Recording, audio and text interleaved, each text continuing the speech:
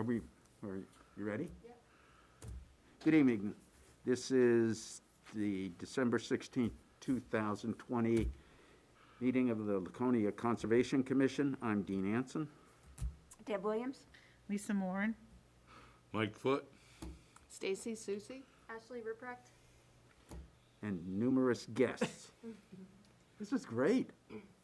We haven't had a party like this in a long time. Numerous. And the only one time we can't pass any food. Right. Okay, we're going to start the meeting with the Pledge of Allegiance to the flag.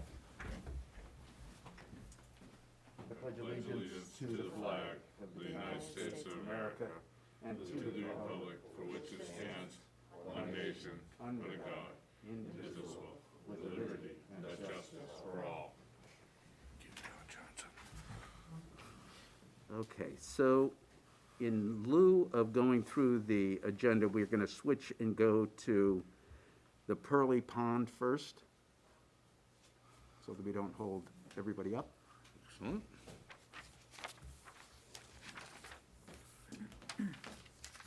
Scott? Hi, good evening, Mr. Chair, members of the Conservation Commission. I'm Scott Myers, City Manager. A while back, I was asked and staff was asked to take a look at Pearly Pond with some growth there and discuss what options we're kind of restoring a little bit and improving the visibility and maybe improving the quality of the pond. So we had some discussions. We hired the services of Risch Frost Shumway to look at it and identify what might be needed and work us through a permitting process with New Hampshire Department of Environmental Services. So Joanne Coppinger from Risch Frost Shumway is here to present those findings and discuss a little bit about the permit and then have a conversation about what the next steps might be. Okay, thank you. Thank you.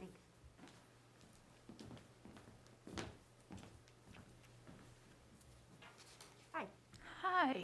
How are you? Good. How are you? Good. My name's Joanne Coppinger. I'm with Risch Frost Shumway Engineering.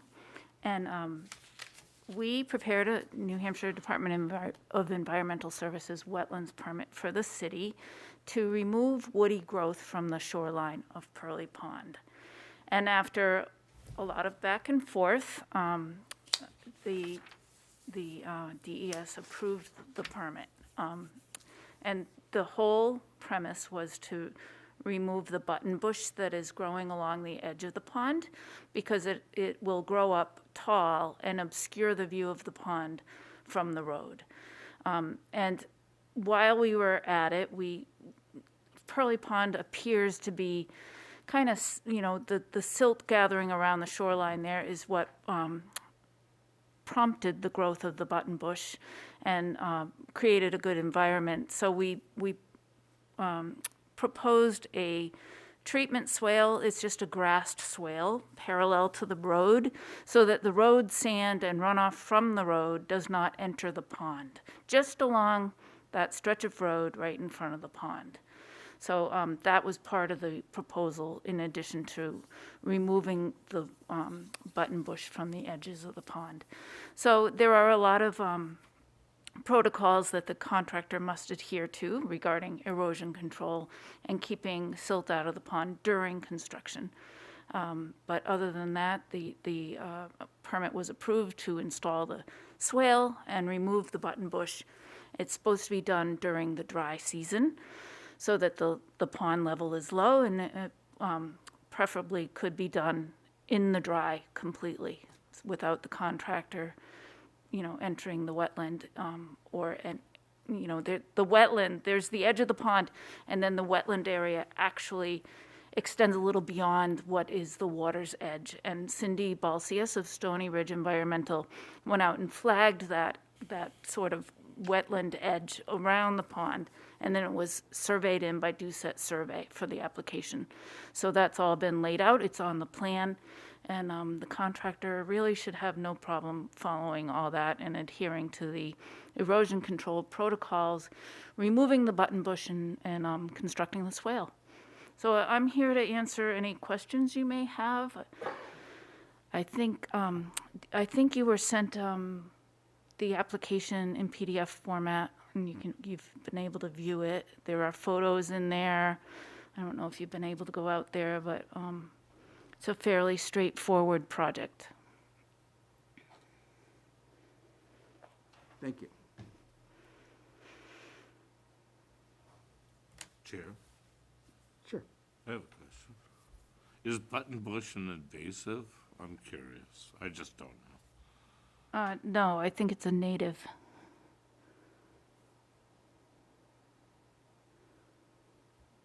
So the concern was that it was gonna grow high, so that you could not see the pond from the road.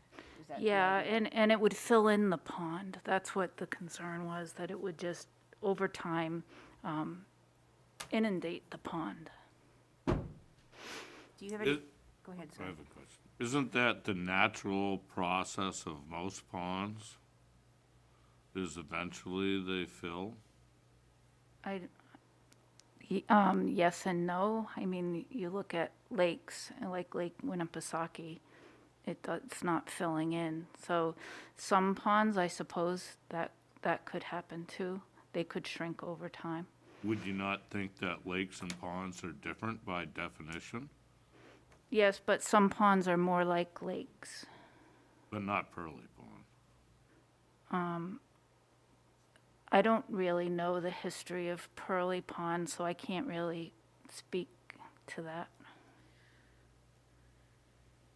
So, and so I think that what you're saying about the history is we don't know how big it was before we started getting siltation and leaves and other material filling in there. Yes, the history is fairly murky. No pun intended. That's a pond joke, I get it, that's good.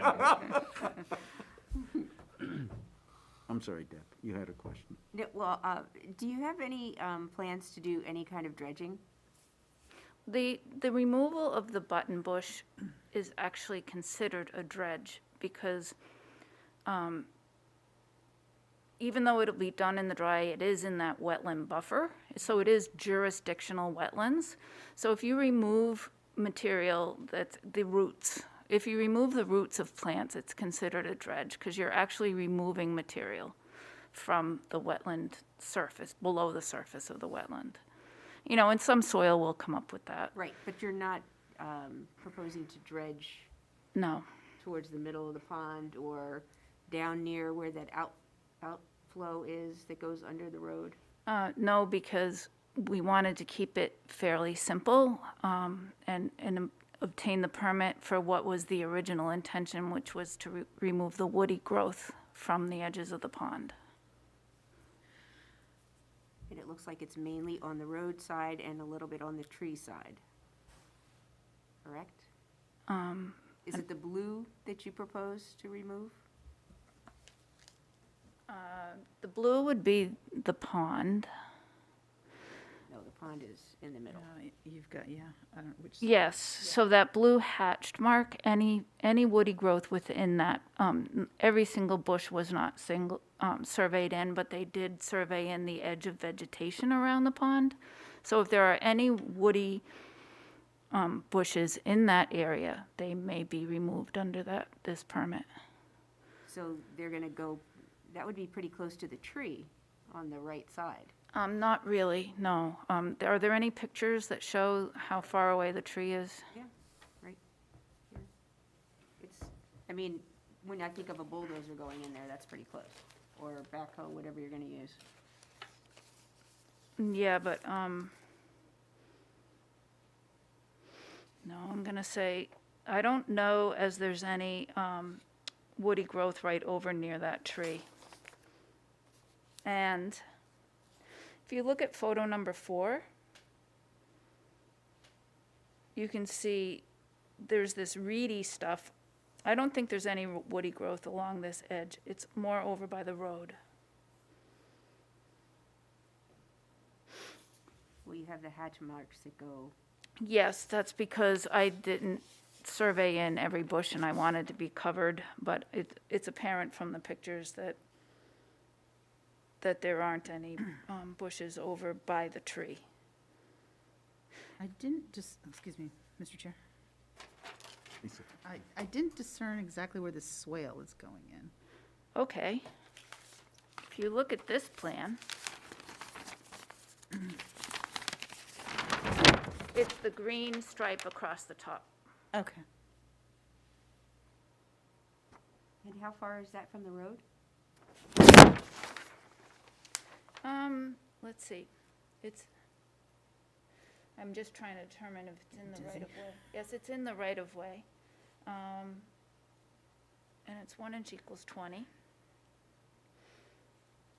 So there's a gravel shoulder on the road, and then it's 5 feet beyond that. So it parallels that gravel shoulder. And then it cuts down and connects to the drop inlet that goes under the, not under the road, but down the side.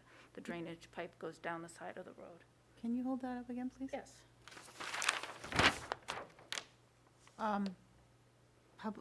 Public access, if what you're looking at is primary recreation, is that swale going to be interfering with people accessing the pond? No, there's still plenty of room to pull over there, even if the swale isn't there. I was thinking foot traffic. You're gonna be asking people to, or you're not thinking foot traffic, this is just a view shed. What is the ultimate goal? Because I thought it said recreation. Well, this swale, if you look at the little, on the plan, there's a little detail.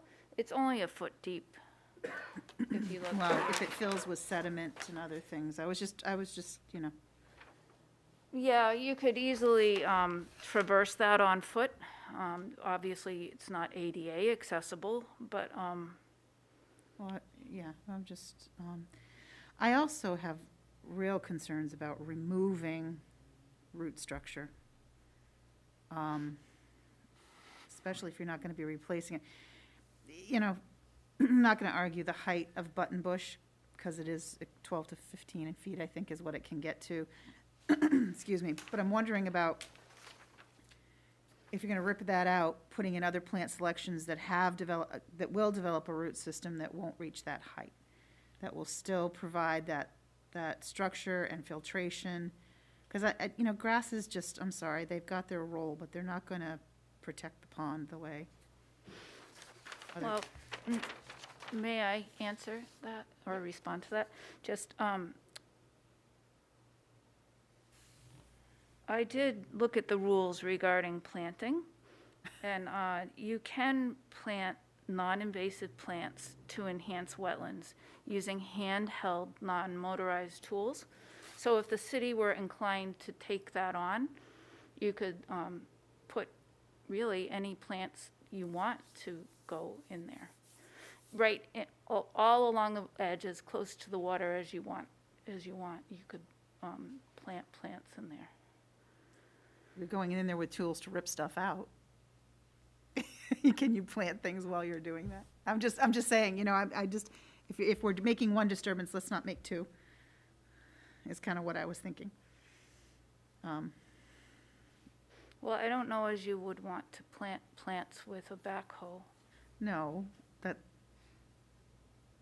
Yeah, you could go in there and plant your plants when the work is being done, yes. no problem, I was just thinking that it would. without modifying the permit.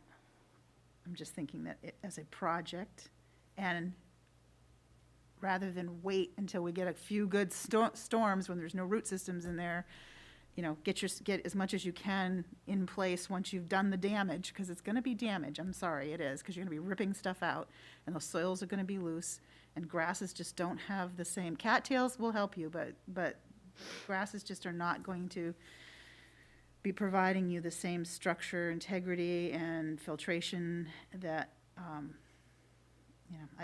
alders are there for, I read alders as button bush is there for a reason, because it was serving a purpose. I mean, it was in the natural succession, it was serving a purpose. So that was what I would recommend. I would recommend that if it's just the height of the button bush that's offensive, that you plan for planting non-invasive with good root structure, not small little plugs, gallon size or more plants in there that will give you maybe a 2 or 3 foot height at maturity, and still really root that shoreline in.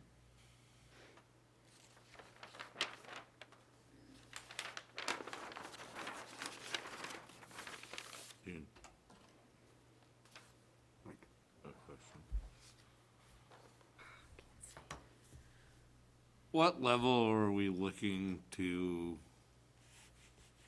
excavate this to? What's the base level of the pond? What's the current base level? What's going to be the planned base level? Is it going to be done just along the edges so there's a mud island in the middle? I'm curious. Is it going to be a bowl? Are you going to excavate it like a bowl? Or just do the edges and have a mud pile in the middle? The plan is to simply remove the bushes and preferably get as little soil material as possible while removing those bushes. Do you not think that the water in itself, under its collective action, would not be inclined to go around the mud island in the middle that's left? I'm not sure I understand the question. How is the flow going to go? You're not going to change the level of the inflow or the outflow of the culvert that's there, correct? Correct. No work is proposed to the Right, culvert. so it's going to stay at the same level. You're not going into the pond with any of the excavation, just along the edge to remove the woody vegetation? Correct.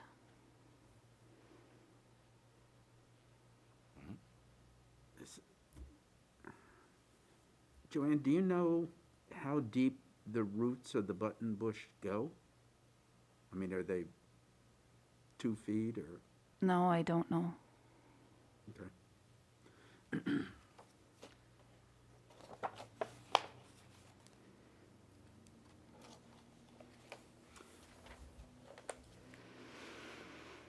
Sure. So my concern is with the swale. It's a good idea to catch the salt and road deposits that come off of it. But you're being proposed that it's kept mowed, when actually if the grasses were higher, it would help filter out even more of that sediment. Okay, I think there's a little bit of misunderstanding. I am not proposing this. RFS is not proposing this. We simply prepared a permit as requested by the city. So you do have the option of planting whatever you want along the edges of the pond. It doesn't have to be grass, because you can plant whatever you want. The grass was pretty standard. I mean, we did put some effort into specifying a mix that would be appropriate, but it's pretty standard for stabilization when any area is disturbed. So that would be, go in there and get it stabilized. And then you can plant whatever you want along the edges of the pond. It doesn't have to be just stabilization grass, but the stabilization grass is really needed, at least in the beginning, to prevent erosion.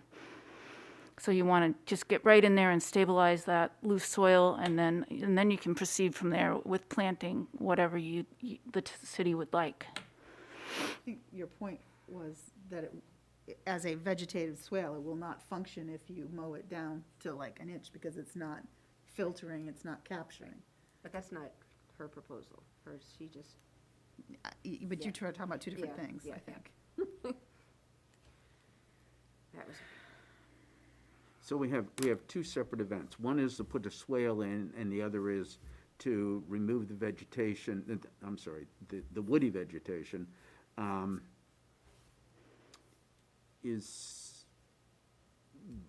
are you going to stage this? Are you going to do the swale first, or are you going to do the woody vegetation first? I don't think it matters. I don't think it's specified on the plan. There's probably a construction sequence on there. Right. I don't know if it says. I just have this plan that I'm seeing. yeah, it's, No. there's some, I'm seeing a Construction design. sequencing notes. it's kind of a narrative kind of thing. So, yeah.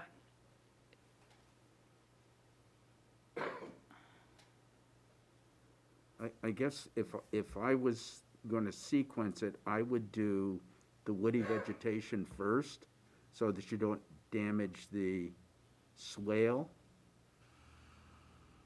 and then do the swale second. But maybe I have it backward.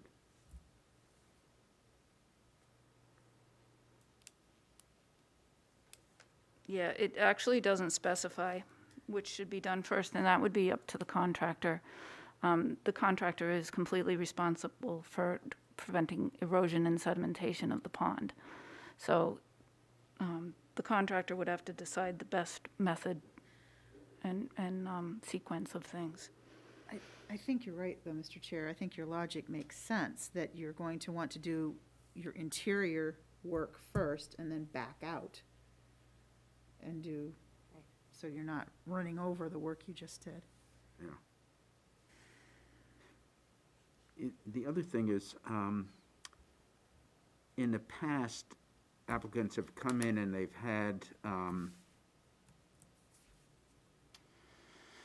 Lisa, what are those logs called that you put in? Coir, Huh? coir logs, And then you Silt plant socks or- in the log? you can do that. That'd be a sedimentation sock, I think, probably.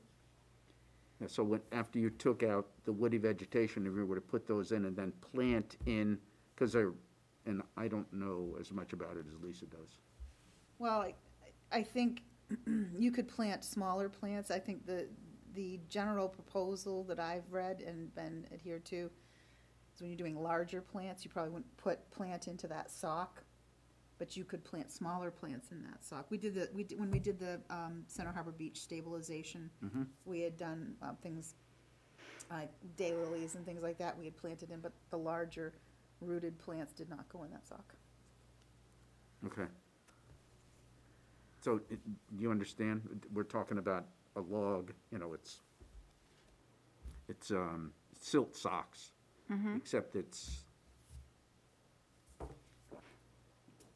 If that were something the city wanted to propose, you could work with, that would be within the limits of your permit, and you could work with your contractor to make sure that that was utilized and how to utilize it. okay. Sure. So maybe I'll give a little bit more of the background of where this came and why we're here today. And Joanne's right, when she's doing this at the request of the city to see what options are available for this. There's no firm plan we've gone through, because we said, can we get a permit? And the answer is yes. So when the city accepted the Pearly Pond property back 50 years ago, there was an agreement that the city would maintain the property. And I understand maintain can mean many things to many different people.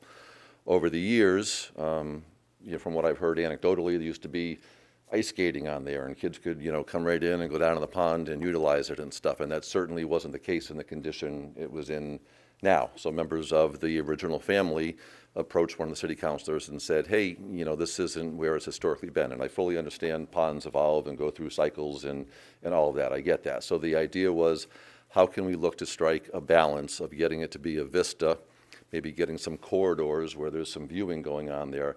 But I don't think anybody is talking about coming in and wiping out all the vegetation. Oh, no. This was, no offense to the world Joanne's in, but just to go through and get something as simple as a permit to possibly pull out some roots, it was painful. It went on for months and months. And then if we wanted to extend that to include cattails, that required a whole nother level of soil scientist or wetland scientist, and we finally said, no, we're really just trying to find what could be a happy medium, certainly protect the pond, maybe get some vistas. As far as recreation, while it's a city parcel, it was never been set up for people to truly have a dedicated parking area there. So we're not encouraging any more than whatever occasional passive use is occurring there now. The tree is in its very, very late stages, and some of the limbs are not, so we are not actively trying to make it a picnic or a hiking. It's just not big enough for that. It's really about, can we restore some of the views, do it in a common sense, ecologically friendly approach, And that's why we brought it to this point. We have no firm plans. We have not gone out to hire a contractor. We wanted to figure out what DES would allow us to do under the parameters, and then look at what is the funding source. We haven't even gotten to the point of knowing what this might cost to do and whether the city council will fund this as a priority. We wanted to come here so we could discuss that we're not stripping everything out of there, and we talk about the plantings and how we would maintain it. So that's why, Amy Levisek, our, Parks and Facilities Director, is here, so that she's part of the approach that we as a community discuss. So while Joanne is explaining maybe some of the nuts and bolts of what the permit allows, it's not her proposal. So that's the history of why we started this process. Okay. This is, the impact on this is 2,600 square feet? I think potentially that's the area. Like Joanne said, she created the area, so anything that's within that permitted area, the woody roots could be removed, Of nothing beyond something that. that hasn't been mapped or marked since its dedication in the 1950s, I'm sorry. We did some surveys of the area and stuff, right? So we've, No, that's an updated survey. That's exactly the conditions that are there now. so we've spent some money on surveying and scientists and the DES and having Joanne shepherd this through. It's not been inexpensive to get us to even today to discuss about, are we going to go forward and actually perform some kind of project there? Now, I'm just curious here again. The bottom level of the pond previously. I'll point out that there's a very large oak tree there, which creates a lot of debris when it drops its leaves every fall, which contributes to the fill of the pond. Natural progression. Once again, we're going to just treat the edge and not, as it used to be with fire ponds and other things that we maintain, bring the base of it into something where you could actually fish. Or if you threw a fish out there now, it would flop in the mud and not be able to survive. And what I'm saying is the shape of the pond might be considered, if we're going this far, to actually dig it out. And I don't disagree that that could be an option. We were trying to be as minimally invasive to it as possible. This isn't my area of expertise, but I have a mother and my grandfather, when he was alive, were both master gardeners, so I've absorbed it whether I like it or not, and I do like it. So I'm thinking, to your point, Mike, is, to get the roots and try to shake off the muck. When you think about what a root ball really looks like at the end of the day, by the time you've either taken a hose to it and sprayed out your dirt, if it's something in your yard, it's probably 10% material and 90% dirt in there. And I think all of that is planned on staying there. So I don't think all of a sudden you're going to have a huge dredged area on the edge that all of the water is going to flow to and leave you a mud flat right in the middle of it. And I would think after a decent rain or two and things just naturally occurring and flowing, that, that type of muck is going to go to the low spot anyway. So I don't think we're creating, an eyesore or something that no one's going to like at the end of the day. One of the things that several people, including myself, have talked about is putting some Siberian irises, planting those along the edge of the pond. I think that would really, this is a beautiful location, and to have that kind of a vegetation that can tolerate having its roots wet, I think that would add to the beauty of this. And I don't disagree, and I think that's why we wanted to come here and talk about first what the limited approach to doing the pond. It's not a full-blown dredge. We're not pulling yards of material out there and hauling it off-site. It's literally pulling out the trunks and the roots of there. And then talk about the plantings and talk about the vistas. And again, we're only talking about maybe going around, a third to a half of the pond, kind of, not even a horseshoe shape, because that's the part that's visible. We're not doing anything on the backside of the Pearly Oak or around towards the Bean Conference Center or the whole wooded area. None of that is being touched. It's really about the vista going by. So we wanted to at least talk about this approach as minimally invasive as possible, and then coordinate what should we plant there, what grows in that area, what are the wet root tolerant types of plants that are going to be native, low growing, Spreaders is fine, like Lisa said, good root system. You know, we're open to ideas on the swale. There's nothing there that required us to install that swale. It was a recommendation of if we're gonna go do this, what extra protective measure could we do in a simple 1-foot deep swale? So we're certainly talking about what should we plant in there, type of grass, how short it should be cut. That's why everyone's here to kind of learn and listen and agree upon the approach of if we do a project, how's the maintenance gonna look? I mean, I think that the way that Joanne has done this in terms of shading in this blue area, because there may be woody material in there, I think that that makes sense. Because at least it's not like, okay, we're gonna do this small area and then we found out that it's bigger and now we gotta go back and amend the permit and who knows how much longer that would take. So I think that the way that it was set up makes sense. And I think that the idea of taking out the woody, taking out the plants that grow so tall that you can't see the pond, I understand that approach. And there are lots of other vegetation that can tolerate having wet roots that would do well there. You could have low-growing blueberry bushes, and they would provide habitat, and they would be, So I think it makes sense to accomplish having a view of the pond. And so I think it makes sense. And I think having a swale to direct the water from the road, the runoff from the road, away from the pond, that makes sense. So that we don't have to, come back here in whatever, 5 years, 10 years, 15 years, and repeat the process. Absolutely. So it's anyway, my philosophy. Mr. Chair, so as a guidance document, I would recommend the publication Landscaping at the Water's Edge. It has multiple, at least the edition I have, has multiple pages of planting recommendations, and I think soil conditions, light conditions, because this pond does not have the same light condition, even though it's very small. It's much more shaded in the back than it is near the road. So that is one source for planting information that gives them a variety, and then whatever their budget is, they could identify plants that would work for them in their budget.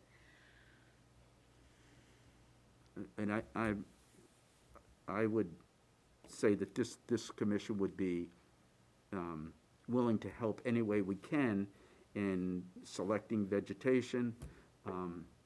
And, I wouldn't be surprised if you didn't find some of us out there helping you do the planting. And that would be great, and that's why we're here tonight before we've made decisions, before we've even decided to fund this. Joanne, do we have a ballpark idea, just so that counselors or who are here tonight, or counselor who's here, knows what he needs to be advocating for?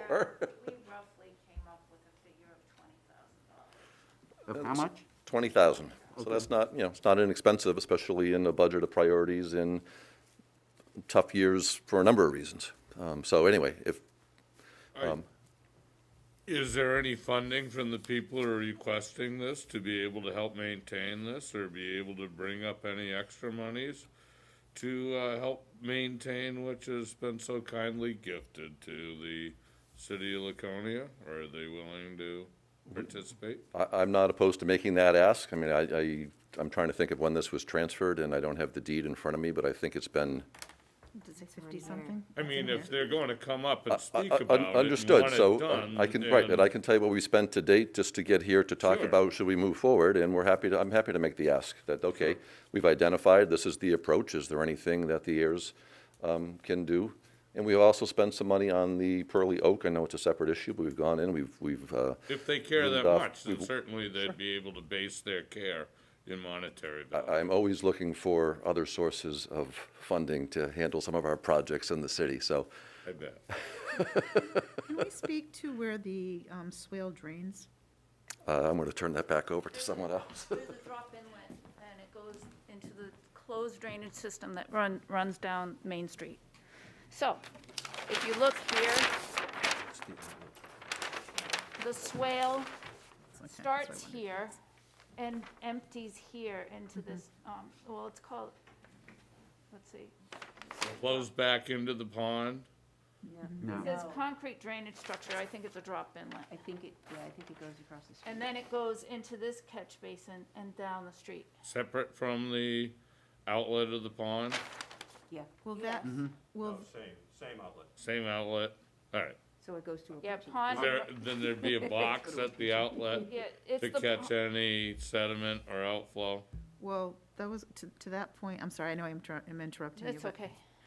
to that point, I was just wondering if there was any place, any way to put in an insert wherever it's going before it ever leaves this property, like it has an insert that's part of what gets cleaned out. The outlet of the outlet structure is 538, and the pond water elevation was at 535.8, so it has to rise quite a few feet before it, that's called an emergency outlet, so I don't think it very often flows out of there. And So Joanne, to my point, is it possible, or does it make sense to put some sort of, there's many different brand names, but sedimentation bag or something in either of these catchments to catch sediment? Okay, so there are sediment bags that are used during construction. I would have to look at the drainage structure. I think it might have a concrete top. I'm not sure how easy it is to remove that concrete top. With a typical catch basin, it's easy to pop off the frame and set that bag in and put the frame back in. And then that is only temporary during construction.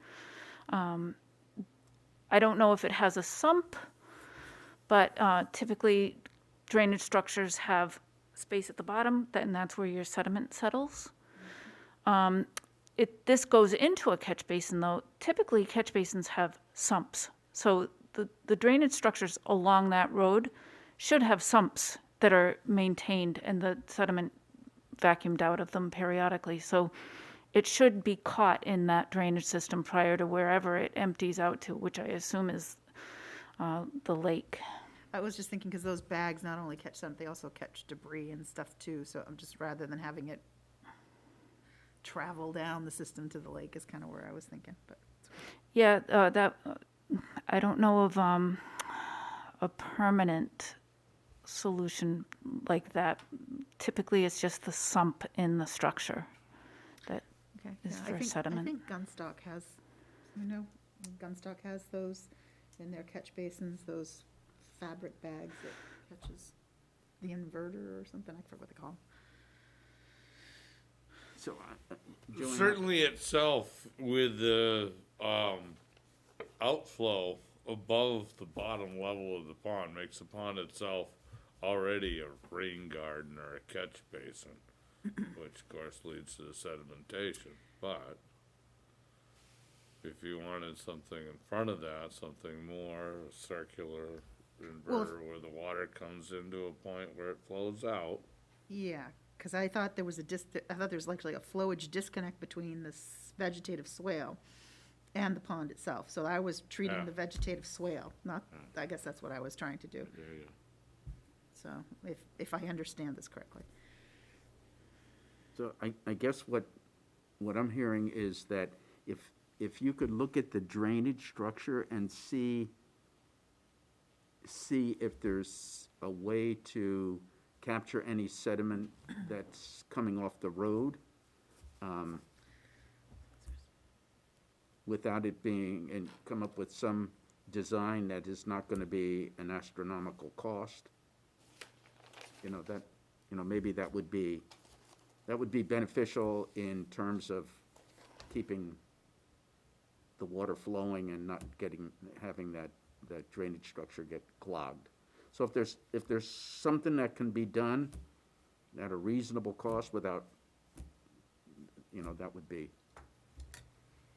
Because it's, there are two parts to it. One is during the construction of the swale, you're gonna have sediment, and then on an ongoing basis. So we're getting ready, for this storm, and we're gonna have sediment because we're gonna sand the roads. So, it's gonna be like, there's the construction part, and then there's the long-term maintenance part of this sediment. Yeah, I can take a look at that structure and I can email the city and let, the Yeah, and maybe Powers that be DPW know, already knows what it is. yeah, I can just take a look at it and then tell you what's there and whether there's a retrofit that might work. I wonder if, suppose you slope the swale the opposite way. Instead of going to I'm lost on, toward downtown, have it go away from town. I think you'd have less impact just bringing it in the way they've designed it. Okay, I mean, Just really, instead of making it more arduous, and I can see by the level of effort that's been put into this, that certainly the city is being quite compliant with the request of the dedicators of the property. I think it is certainly a smaller wet area, where it's kind of a pocket park in a way, though it can't be enjoyed by children swinging from tires off the trees. For what it is, I think, my only other question is natural successionist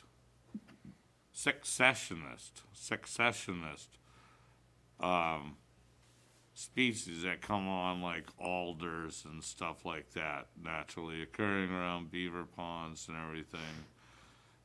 Once you create this, once you do it, you walk away for 5 years, it's New Hampshire, it's going to grow up. The seed is in the soil. Yep. That's what it does.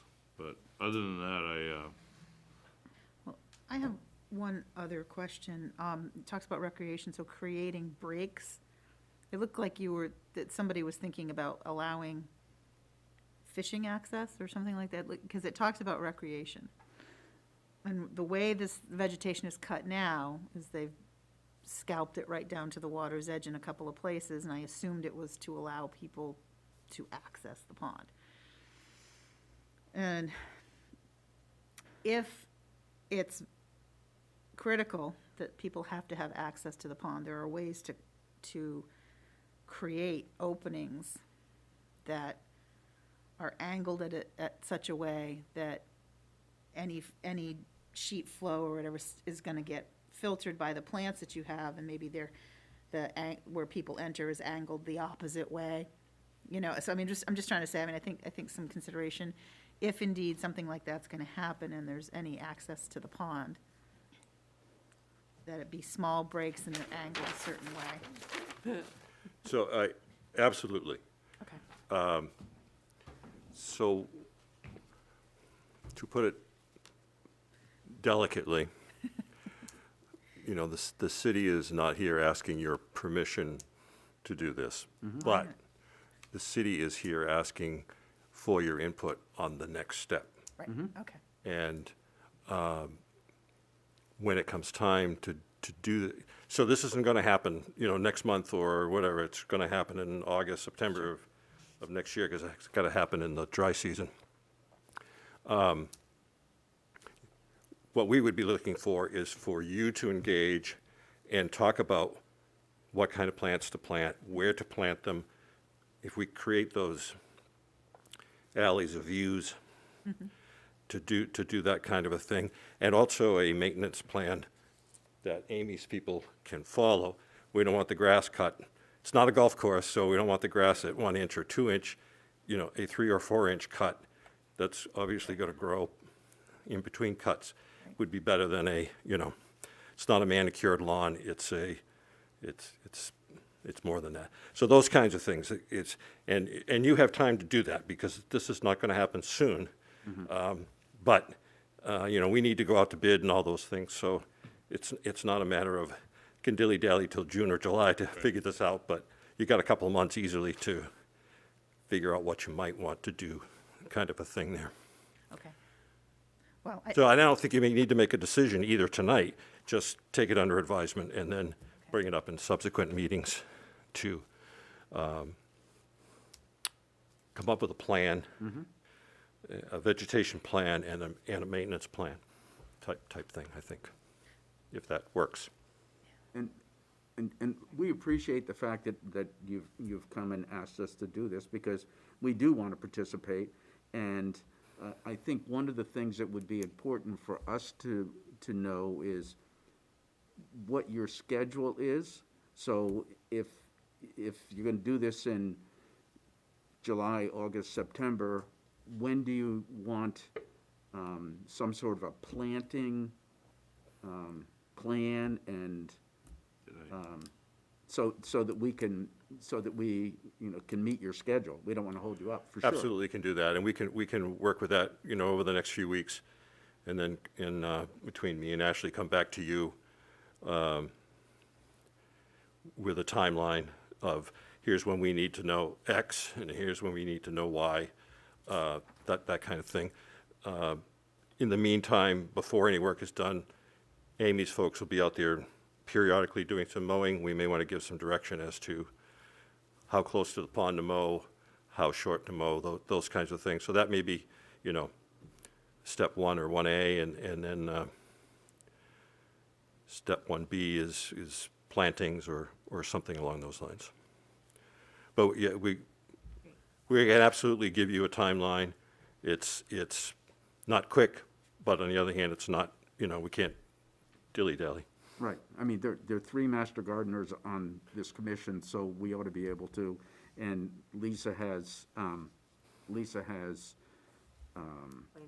access to different vendors that supply plants. So, I'm sure that I'm making a commitment without asking her, but I'm sure that she would be willing to help, identify vendors and give a cost estimate of what the plants would cost. So, Yep.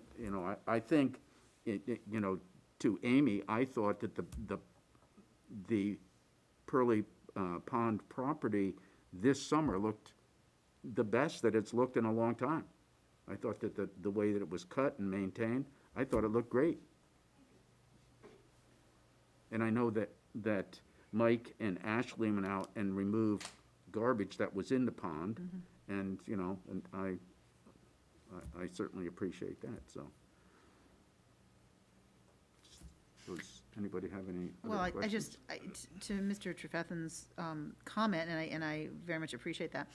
I do think it's important, though, to get as many things as we have, comments to make or ideas out early, so that some person on the recreation side of this doesn't make a plan, and then we come up going, oh, but, you know what I mean, and blow 30 hours worth of work out of the water for them. So that was kind of why I was hoping to say as much as earlier as possible, so. So maybe, and, Dean, this is up to you and Scott.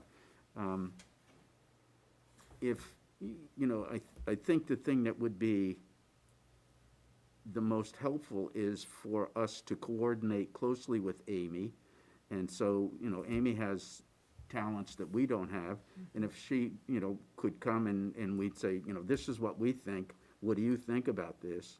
And, and exchange ideas, I think that would make the project the best, is if we had that exchange of ideas. And I think that's great. So I think, like I say, if Dean and Ashley work up a timeline for you, obviously, we're not going to be mowing lawns, definitely not tomorrow, and probably not until March or April. So if you kind of break it down into those smaller bites and say, okay, in time for spring, here's what we think the maintenance schedule ought to be before we even touch a dredge, and pull anything out of there.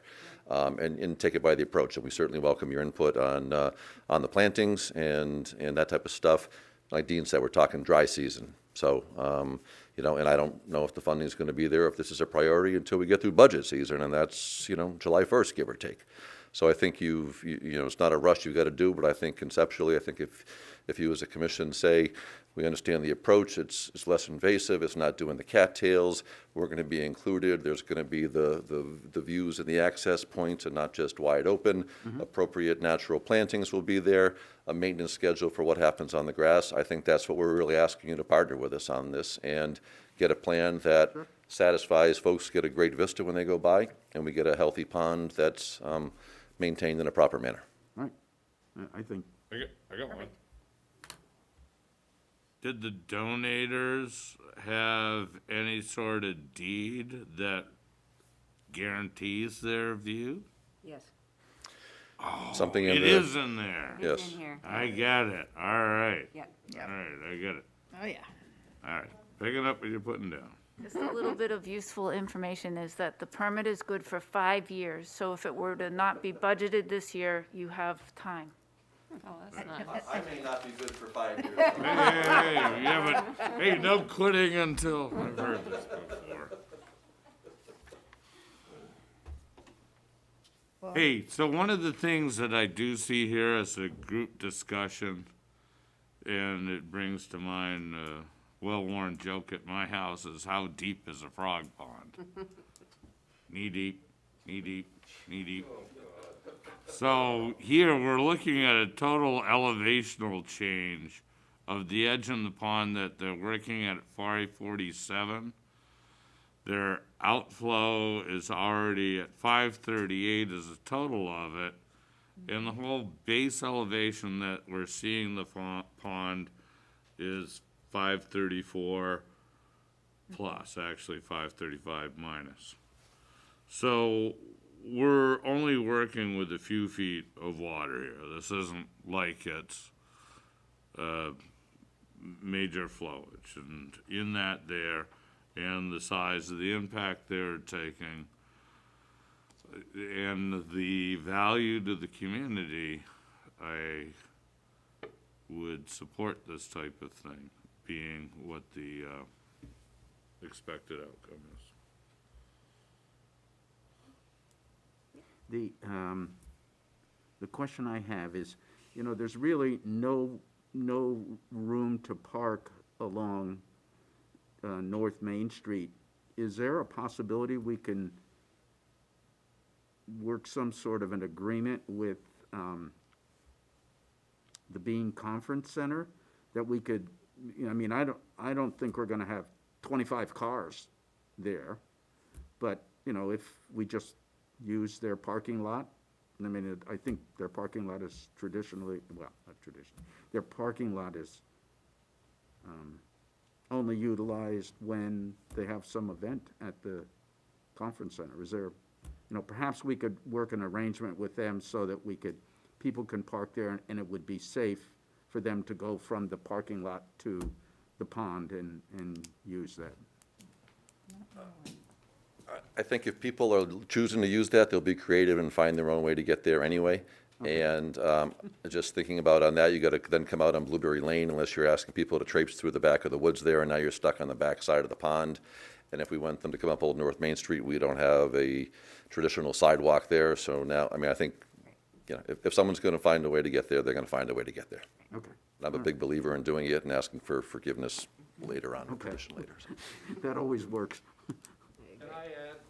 Of course. My Counselor? name's Bruce Cheney. I'm the ward counselor who put this burden on the manager. And I know he speaks well of me all the time as a result of it. I'm disappointed to have to tell you that I've seen that pond since the 50s. Of course, I was very small.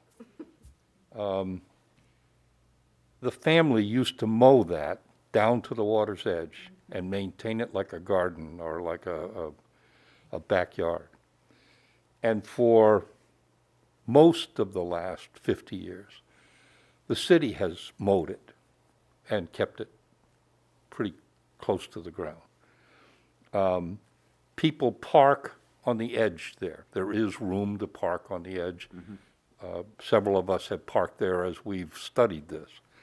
I don't think it's used regularly by people. It is used in the wintertime by kids who want to skate. So if you're looking for what recreational purpose it has, it's a great skating pond for youngsters.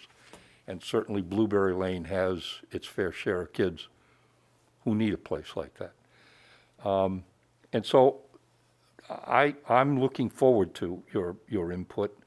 And I'm probably going to have to be the one who champions this to the rest of the council.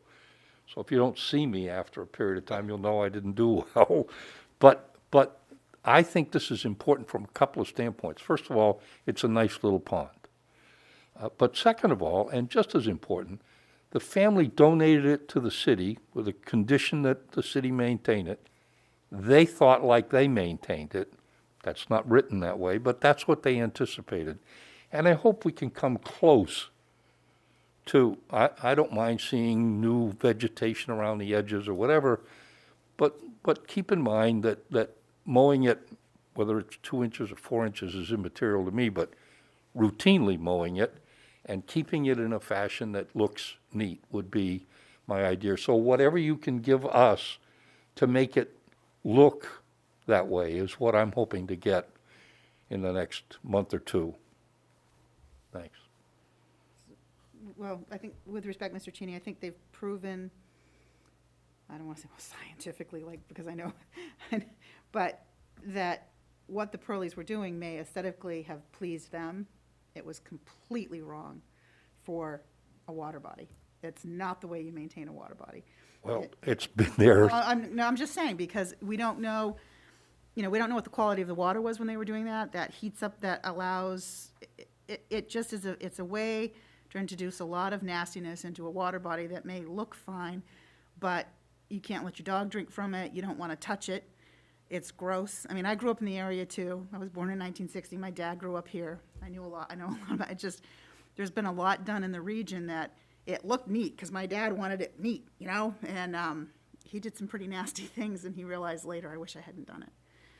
I'm not saying you can't have openings around a pond like this, but I don't think what you're suggesting, like 4 inches or 6, that's not going to help maintain. It's not the health of the water. It's not going to filtrate the way it should. That kind of vegetation that short will not filtrate the way it should.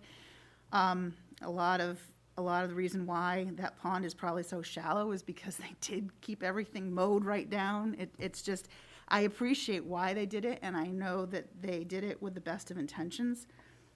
But if you're asking us to have balance between recreation and a healthy site, I think asking it to be neat the way you remember it being neat might not be the best approach. And I understand, I mean, because I grew up Guilford right along Black Brook, one of the worst impacted brooks in that whole area. And my dad would be down there with the mower, pulling it back up just to get right down to the bank, So I understand what you're saying. It's the worst thing he could have done. Well, let me tell you, as far as dogs go, drinking out of the pond, my dog drank out of there because I lived in Opeachy Garden Apartments for years. Yeah. And the pond was fine. Well, I'm just talking about cyanobacterias and all that. I understand, but we can also go too far in the other direction. I know, that's why I said I there's a just hope we balance. can strike a balance where I think it's we will. neat and appealing appearing without letting it go wild. And so when I talk about mowing, I just said, I don't care whether it's 2 or 4 inches Or 6. or 6 inches, just routinely done, so it's maintained. That's, To what, but I guess what I was envisioning when you said that, sir, was you wanted to see kind of the whole edge kind of, you kind of want to see that whole edge be that level, and that's not the nature of a water body. But it is the nature of a nice sickle bar trimmer. Well, but I'm saying, I think we can do both. I think we can do both, and I think we can have it be an educational, kind of what's going through the back of my mind, and I thought about approaching Amy about that was too. It's also a great place if you landscape it properly and you can create enough habitat, you can do wildlife inventory there with the kids with macroinvertebrates and things like that. You can do a lot with that as an educational site too if you maintain it enough so that it can support that kind of life. And I'm envisioning sections, more than less sections of this being 2 to 3 feet with shrubby stuff and grasses, what Mr. Anson was talking about. The Siberian iris reaches a height of maybe 3 feet. We did it at a Foot and a half in my front yard. So, but I'm just saying that to both cut down on the amount of maintenance as well as the aesthetic and environmental significance of this area, then that we can have openings, but I think we also have to not be married to the idea of having it look like it did before. And I'm not trying to start an argument. And I think but- that balance is great. And again, if the people are coming by in a car, you're already at a higher elevation, so looking down on something that's 2.5 or 3 feet tall is not objectionable, because you're sitting in a car and you're there. And if you're out of your car walking around the edge, for most people, you're higher than 2.5 feet tall, so you're looking over it anyway. So I think that balance, and that's what we want your input on. I know we're not going to solve it tonight, but No. if the agreement is we're going to work on some plans to present so that there's buy-in from all sides, I think that's our ultimate goal. And I, you know, I think that that's what our goal is too. And one thing I was going to suggest, I was at the original meeting when the Purley family came and asked that the city step in and do something, and they probably talked to Counselor Cheney before that. I think one of the things that would be important is to, once we get a draft of what we want to do, to share it with the Purley family and say, this is what we're planning on doing. What are your comments? So that, they don't get upset that we're doing something one way and they wanted it a totally different way. So I think, just as you said, getting everybody to buy in and say, yeah, this is a good idea, or how about this? So I think it would be important to bring the Purley family into the discussion at some point. Absolutely. Whenever you think that's appropriate. Well, when you get your homework done, Okay. we'll be happy to arrange that for you. That'll be great. Thank you. Who should my contact be for information? Should it be Amy, or should it be, like, as I gather information? I'm sorry? I was just wondering who my contact be, as I gather information, like on plantings and different things to build a, Why don't you go through Ashley, and Ashley, we can okay. work the channels with city staff at that point. okay, thank you. All right, Well- good. Okay, any other suggestions, ideas? No, I wanna know. Did you say I agree with? Thank you for the presentation. Yeah, thank you. No, thank you. It was very technical. I should have gotten into more of the story. No, I go with my strength, and I got the story, so. Thank you all. Okay. Thank you Thank very you. much. Thank you. I apologize, I thought you said any suggestions I'd agree with. So I laughed. Jesus. You have one other item for Scott Bruce? Yes, please. Thank you, Joanne. Thank you. Thank you. Nice to see you, Amy. Thank you, Amy.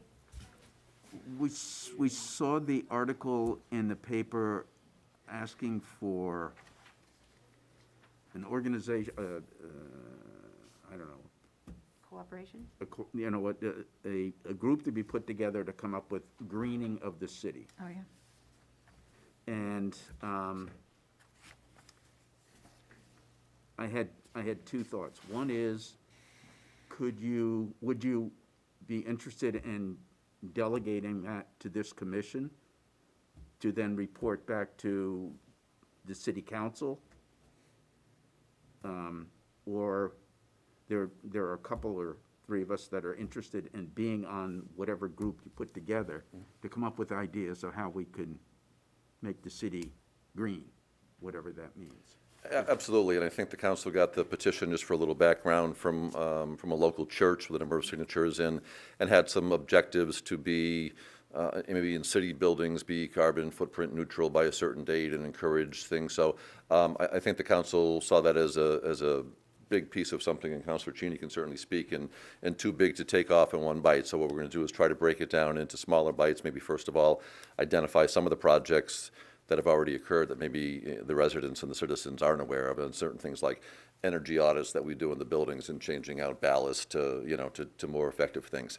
The LED streetlight conversion project that we did. So talk about some of those types of things, and then maybe have the council appoint a maybe not so much just a greening group, but a lot of communities might have an energy commission that talk about everything from vehicles to solar to buildings to insulation to reusable, recyclable, those types of things. So I think we'll take the first step with the council, and I'm almost certain they'll be looking to do something that definitely will be inclusive with folks, whether it becomes a permanent committee or just kind of a blue ribbon committee to come up with recommendations. But again, I think this is such an ongoing effort that it probably has some merit that a permanent committee of some sort get created, and we certainly welcome, the talents and the input from you folks, and I'll let Councilor Cheney No, add anything else if he wants to. I would submit that everything the manager suggests is, I think, doable, one, and advisable. And I've talked to other counselors briefly about it. There's some natural hesitancy because the petition is aggressive in some areas, and so that makes some folks nervous. So I think you folks and others with other talents are what the council will look to find solutions. I agree wholeheartedly with the manager that there are a number of things that have already been done that we should probably make people more aware of, and there are things we can do going forward that'll be low fruit, to be easily picked. And then there's the long-term stuff that we need your input and others' input to sort of plan those more difficult transitions, so.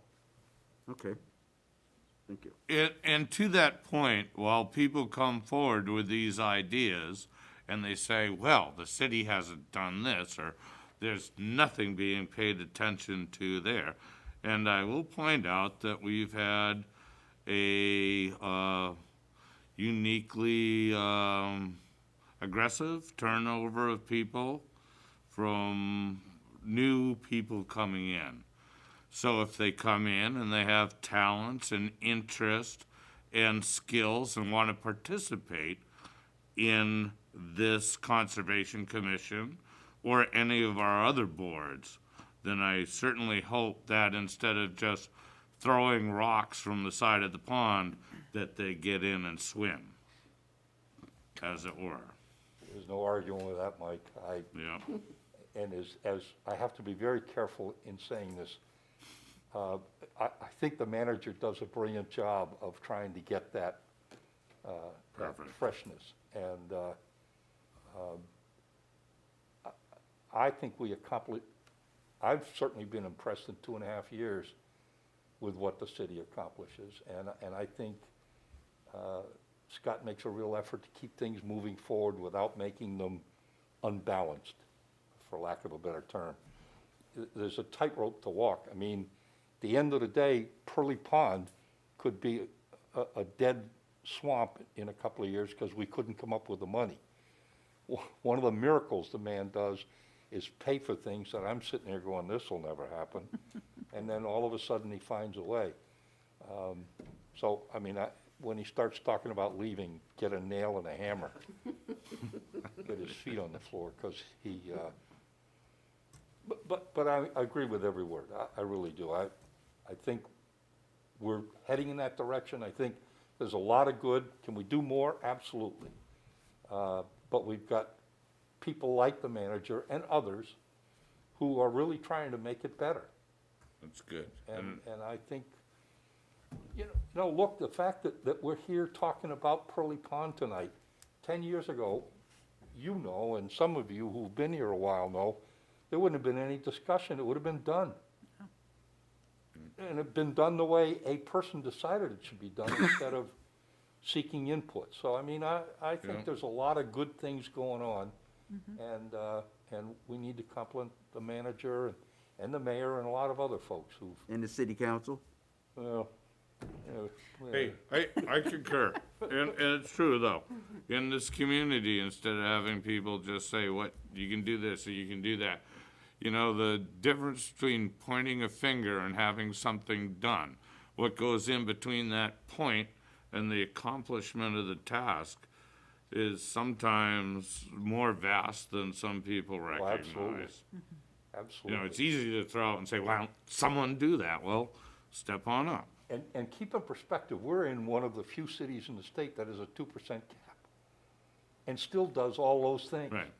I mean, so there's a lot of positive things to say about what's going on here. And to be able to accomplish them under the constraints that we have is just short of a miracle as far as I'm concerned. Well, I can complain about thousands of things, but I think the city as a as an entity is progressing nicely. You know, I'm proud to live here. I really am. And I think the reason I'm proud is because I see how we're trying to change. And we don't get, you know, just like you're saying, we don't get the credit for what we do. And I think, you know, it's time for us, you know, to toot our own horn. Yeah. We deserve it. You know, you know, we're just a city on the lake, right? No. So anyway, And we need, you know, we need a lot more folks coming forward, absolutely. you know, I mean. That's true. I suspect the manager could give you a lengthy lecture on how hard it is sometimes to fill boards and commissions in the city. Yeah, we understand. But we're getting there. Right. We're getting there, Right. so, thank you, Thank you. all right. Thank you for coming. Yeah. Thank you. Thank you for what you do. I've got to go buy Bruce something now, I think. See you at Hector's. Single malt Scotch. There you go. Oh, I think the liquor store just closed at 7. Good night, thank you. Good night. Oh, my God. Okay.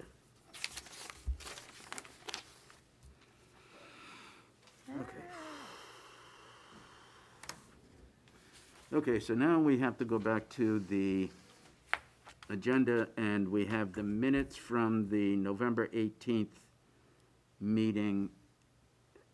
Does anybody have any comments on those? I do.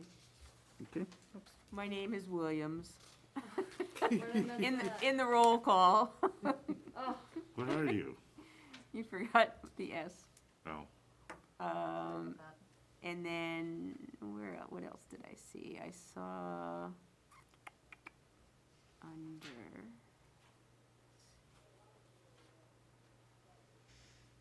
under climate change. Where did it say that?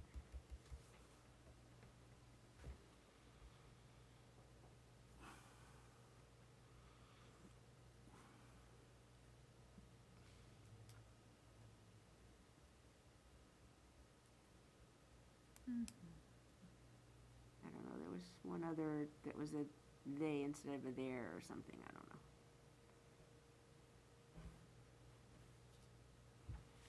Getting picky.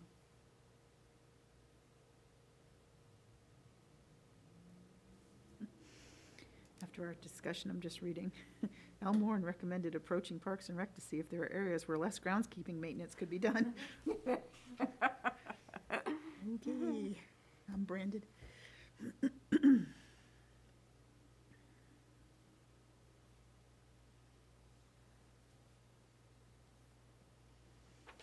Okay, does anybody else have any other comments?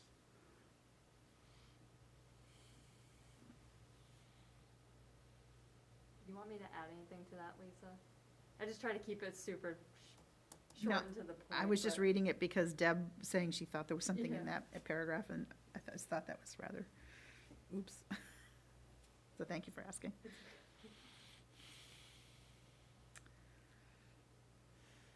guess that's all I have. Okay, anybody have anything else? Anybody want to make a motion? I move we accept the minutes of November 18th, 2020, with the minor change of correction to Deb Williams' name. I'll second. Okay, anybody have any additional comments? Okay, all in favor say aye. Aye. Opposed? Okay, thank you. Okay, so that brings us down to item 4.2, ordinance updates. Anybody have any additional comments on those so that we can go to print? And just one quick thing that I'll mention is Dean called me today and just wanted to add one word to section,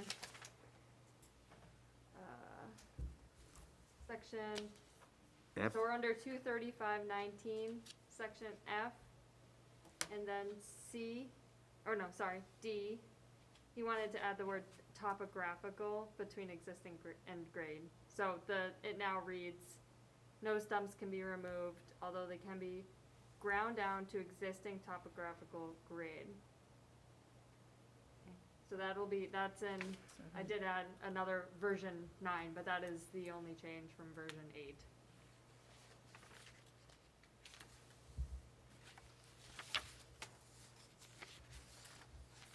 Anybody have any other? Nope. Mike? No, I've had some discussion on this, and I think I'm comfortable with accepting this, if all I understand is to be true. Okay. Okay, I would like to acknowledge the effort that Ashley and Dean have put into clarifying so that, and making it more complete, these documents, so that when somebody comes in and they want to work here, they have a better understanding of what the requirements are. So, I know that, I'm sure that Ashley has found this frustrating because we have taken so long to get to this point, but I do appreciate what she and Dean have done, so. Okay, so does anybody want to make a motion on this? Motion to accept these changes as presented to the, changes to the, water protection overlay district. Is that correct? Am I saying it correctly? Yeah, changes to the WC and SPOD, so. Let me just As get stated. Wetlands Conservation and Water Quality Overlay District and the Shoreland Protection Overlay District. Okay, anybody want to second that? I'll second. Any additional comments? Now, we ground the stump down. Yeah, really? Below grade? Too Okay, bad. so, no additional comments. All in favor, say aye. Aye. Opposed? Great. Thank you. Thank you again. Thank you. Yes, thank you, Chair. Ashley. Just so you have an idea of what's gonna happen next, so, we're gonna take this to the planning board on January 5th for a presentation. My assumption is at the end of that presentation that they will schedule a public hearing during the February planning board meeting. And at that point in time, they could vote to send it to the city council.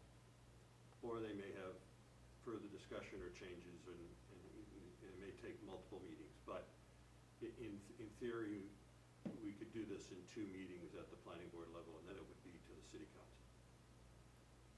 That's Okay. the timeline. Does city council also have a public hearing? They usually will hold their own public hearing. They could decide not to, but it depends. Okay.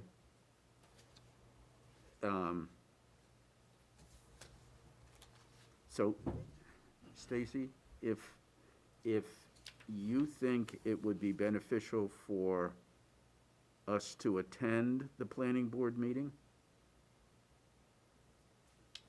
It's actually all by Zoom. Okay, but still. Who's zooming who?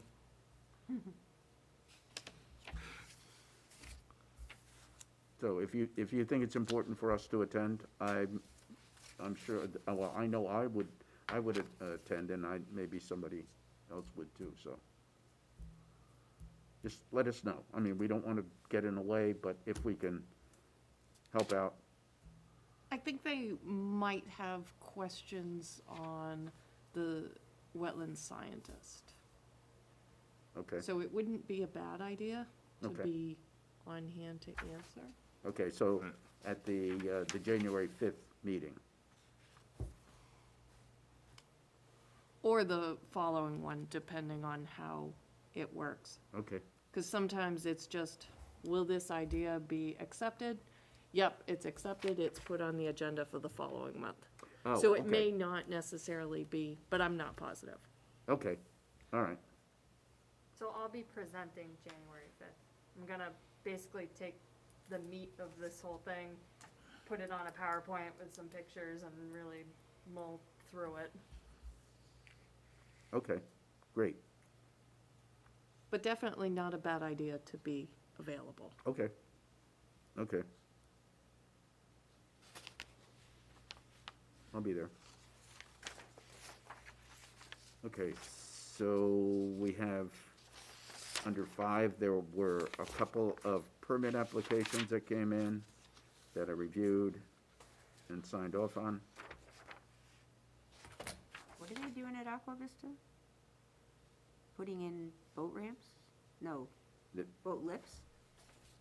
So they're putting in 24 personal watercraft floating ramps onto existing boat slips. Okay, And I believe those are Are they- seasonal. so they just fit in between the ramps that are there now? Yeah, They're- there's a they're- diagram on the, they have a Yeah, map. I'm looking at of this them. picture. Yeah, the dock is on one side and the, Sure.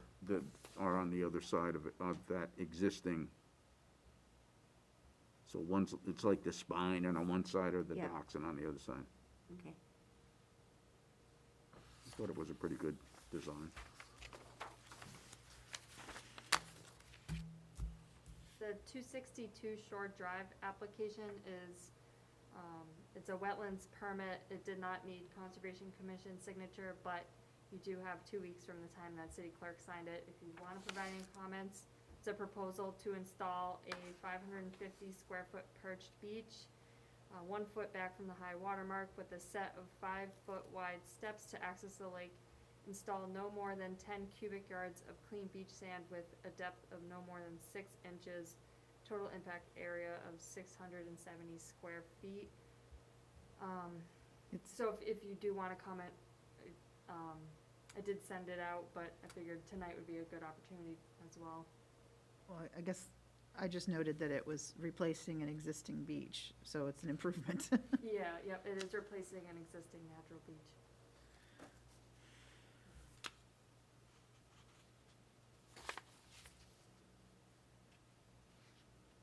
Do we want to make any comments on Shore Drive?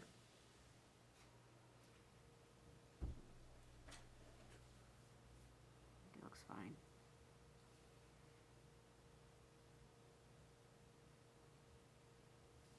They certainly have to go through enough paperwork, don't they?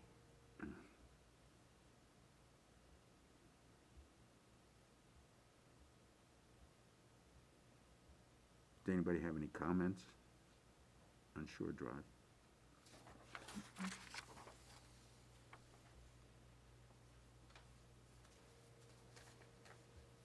No? No. Okay, so then we can just let it go. We don't have to do anything, right? Yep. You That's sign good. it. You already If you want to did it. make a motion to not make any comments, that's up to you. I can just note that. Make a motion to do nothing? Just trying to get a Well, hold of it's just it. like Prove a a negative, final like- acknowledgement of like, yes, we reviewed it and okay, we're Motion okay to with it. We accept. won't make any comments on it. Motion to accept without comment? Second. Okay, any comments on, on the no comments? Okay, all in favor, say aye. Aye. Opposed? Nay. Okay, great. So now we're on, we've already done 6.1. So we're on 6.2. So Ashley, if I can't open this at the office, if I could get a copy of, have you just send me just that? Yeah, the spreadsheet's a little finicky. You have to click it and hit download, and then at the top, you see a little arrow, it kind of bounces at the top right of your screen. You click that and then click the attachment there. That'll show you the Excel spreadsheet, but basically this is a list that I had pulled of different grants that are available for various slew of natural projects, and different funding sources, so. And I did include some deadlines in there as well, but basically, an article came out in the Sun and it was talking about how different communities had received funding for the 2021 year under the Moose Plate Grant Fund, and I know that there are some things that we have been talking about doing, and one of those is updating the NRI,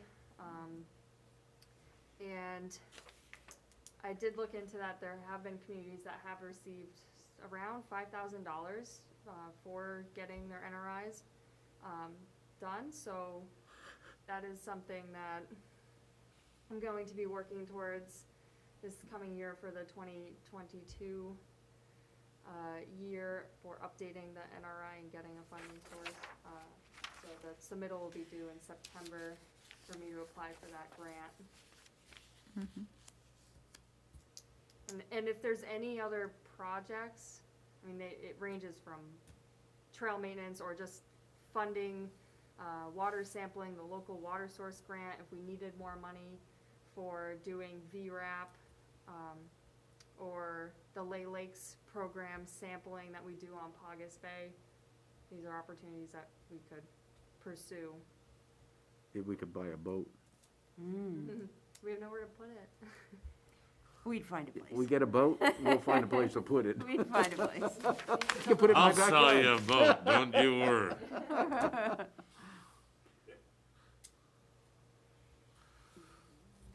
Especially if we got a place to put it. You know, and I'm gonna ask Lisa this question, is, are there any water bodies, rivers, streams that might be candidates for,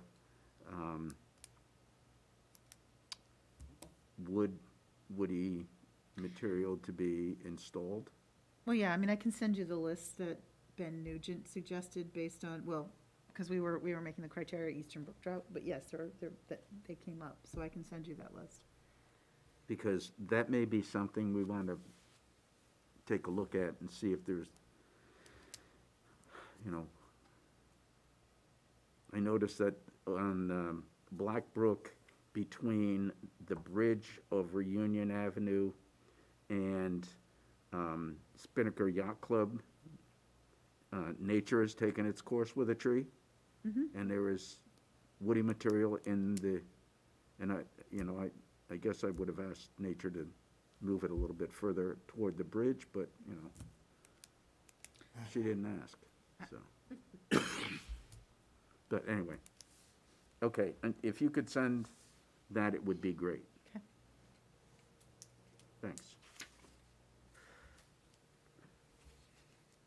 And for the NRI, I've talked to Meredith to see who they used and the approach that they took. And I've been reviewing the one for Guilford, and then I'm gonna go to Belmont and see who the contractors were that they used and how much did it cost for the NRI updates and stuff like that, so that we can start putting together a budget so that we can see if we have any money in our coffers to do that, so. Before the last NRI was done, was that the first one that was done, or were there previous ones before? There were. Like, so about every 10 years, or? Oh, I don't know the time frame.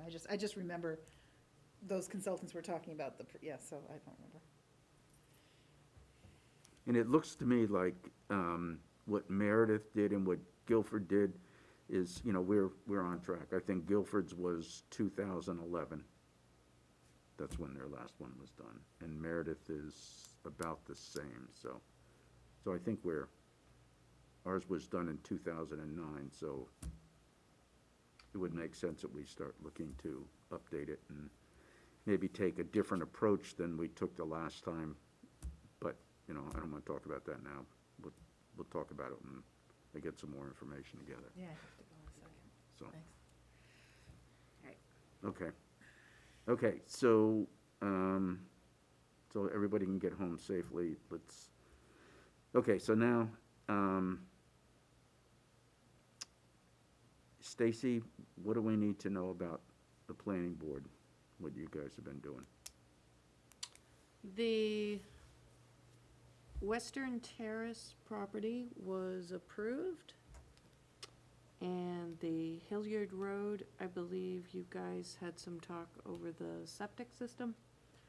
And they were talking about how the slope of it was okay. That got approved. And the application for Mile Hill Road has finally come through. So just the application was accepted, not, now, next meeting will come the application for it. That was the one where the guy was talking about, creating a neighborhood. Portions of it are in Belmont. Mountain Lake Village. Yes. Mountain Lake Village. Okay. That Phil Brouillard. I think so, yes.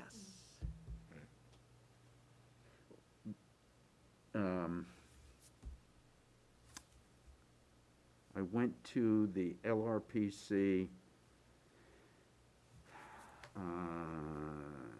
meeting a couple of weeks ago, in which there was a discussion about a number of different things, but one of them was affordable housing. And affordable housing and how the state is, the population, I mean, we're old. And there are more people dying than are being replaced by births. And I think that one of the reasons why we're losing younger people is because we don't have affordable housing. That's because you don't have jobs that can make it affordable.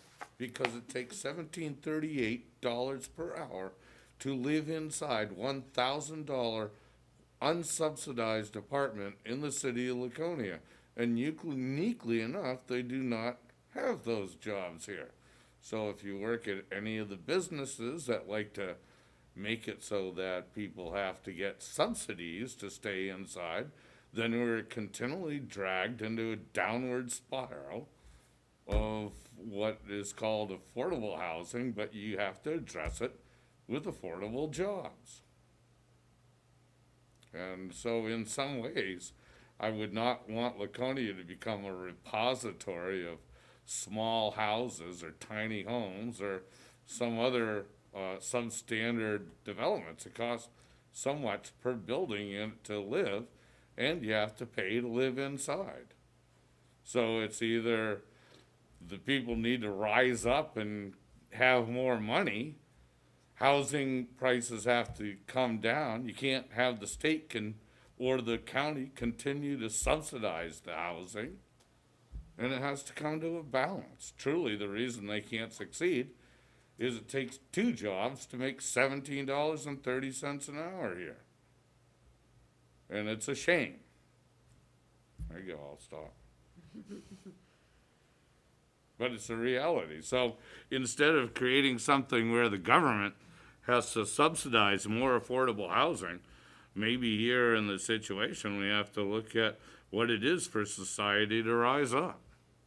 And some of that is being able to pay to live inside. Seriously, in this day and age, if it was 2 degrees out in New Hampshire and I didn't have a place to be, I would go work for a day and get a $50 bus ticket and go to Florida. So I didn't have to sleep in the snow, which is a reality around here. Or get motivated or something, but it can't just be giving these people affordable housing. What's affordable housing? Get a job. Well, I think you make a good point, that it has to be affordable housing and jobs that will support that affordable housing. Correct. So, okay. Okay, well, we're not gonna do anything about that tonight. Put that on the agenda for next month. Perfect. Okay, so, all right. That'll be So on next month's agenda. I do have one thing before we all go home. My address here says foot 222 on myfairpoint.net. or it says ZZZ, it should be 222. I've definitely been emailing you at the proper address. so Correct. I don't know how it changed to Z. ZZ, I just thought I'd point it out. Yeah. on that- Anyways, never mind. Probably I'll be easy, really probably good right now. easy. On that note, so yes, there's a contact list. I just wanted to make sure everything is still relevant and current. I also included everyone's positions and their terms. So council did approve the change from a 7-member to a 5-member board with 2 alternates. Okay, We need to, Dean and I will work with Nancy to figure out what Wes's term will be and if he's just gonna, his term as a full-time member is up next year, so I don't know if he just waits till January and extends as an alternate for 3 more years and ends in 2024 or what, but we'll figure that out. So that's why I Okay. put a little asterisk. okay, good. Okay, So quorum is now 3 starting right now, today, okay, okay. right? No, not yet? What do you know? But certainly by Soon. the next meeting. Okay, Next meeting. Next year, okay. So, staff report. Yeah, so I'll just add that, now that these ordinances are through review, Okay, thank you. I do wanna make sure we get a final vote on the rules of procedure. I know that those were kicked around for several months and then the pandemic came and we kinda fell off the radar. It seemed like we were really close at one point and almost had a final vote on it. Right. And, but I don't think it was ever official that those were adopted, so that'll be our new next working document, and, along with the NRI will come updates to the master plan, the natural resources chapter, so more to come on that. It's very preliminary, and we'll be looking for your input.